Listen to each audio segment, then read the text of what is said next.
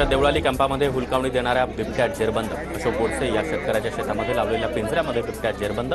नागरिकांकडून सुटकेचा निश्वास.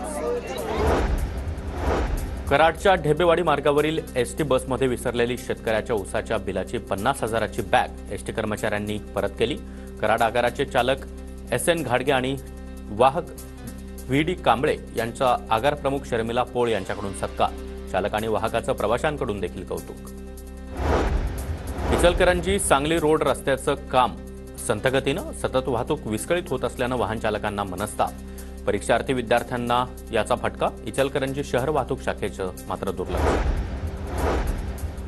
पुण्याच्या भोरमध्ये ग्रामदैवत वाघजाई देवीच्या यात्रेनिमित्त भव्य कुस्ती स्पर्धेचं आयोजन. राज्यभरातून आलेले 160 पेक्षा अधिक पैलवान सहभागी. विजेत्या पैलवानांसाठी लाखो रुपयांचे बक्षीस. कोल्हापूरमध्ये गर्भलिंग निदान आणि गर्भपाताचं सत्र सुरूच. गर्भलिंग निदान करून गर्भपाताच्या गोळ्या देणाऱ्या महिला डॉक्टरसह तिघींना अटक. गर्भपाताच्या गोळ्यांसाठी या टोळीकडून दिली जात होती घरपोच सेवा. संत रोहिदास महाराजांच्या नामघोषानं बुलढाण्यामधील रजतनगरी दुमदुमली. टाळ मृदंगाच्या गजरामध्ये शहरामधून भव्य शोभायात्रा.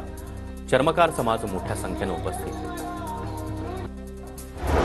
माघी पौर्णिमेच्या मुहूर्तावर कराडमध्ये हंगामातील हापूस आंब्याच्या पहिल्या पेट्या दाखल. रत्नागिरी आणि देवगड हापूसच्या 14 पेट्या व्यापारी दुशेरकर जाधव यांच्याकडे दाखल. पौर्णिमेच्या पूजेसाठी नागरिकांकडून आंब्याची खरेदी.